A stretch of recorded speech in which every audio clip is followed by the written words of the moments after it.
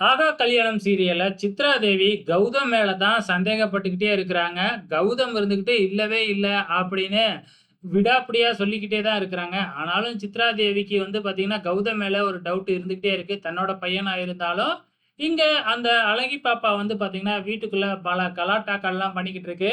கிச்சன்ல போயிட்டு பாலெல்லாம் தள்ளி விட்டு சும்மா பயங்கரமா கலாட்டா பண்ணிக்கிட்டு இருக்கு. இத பார்க்குற சித்ரா தேவி, அனாமிகா, காயத்ரி இவங்க 3 பேத்துக்கும் பயங்கரமா கோவம் வந்து, அந்த பாப்பாவ பிடிச்சு திட்டிப்புடுறாங்க. அதனால அந்த பாப்பா அழுதுகிட்டே போகுது. "யார் உன்னைய திட்டினா?" அப்படிங்கிற மாதிரி கேட்டு, அவங்க 3 பேர் தான் திட்டினாங்க அப்படின்னு அந்த பாப்பாவும் சொல்லி வைக்குது. இதுக்கு நடுப்புற பாப்பா வந்து இன்னும் பல அட்டகாசங்கள்லாம் பண்ணிக்கிட்டு இருக்கு.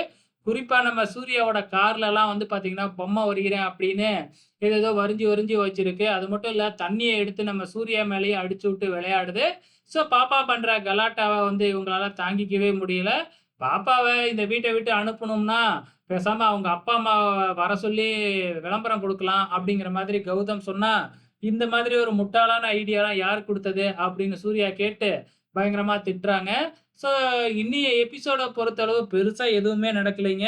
ஸோ இப்ப டிஎன்ஏ டெஸ்ட் எடுக்கிறத தான் பேசிக்கிட்டு இருக்கிறாங்க.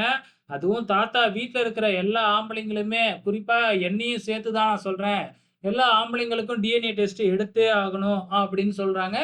அது வந்து அந்த அழகி பாப்பாவோட கார்டியன் வந்ததுக்கு அப்புறம் தான் நடக்கப் போகுது. அடுத்த வாரம்னாச்சும் காமிப்பாங்களா? அப்படிங்கிறத பொறுத்திருந்து பார்க்கலாம்.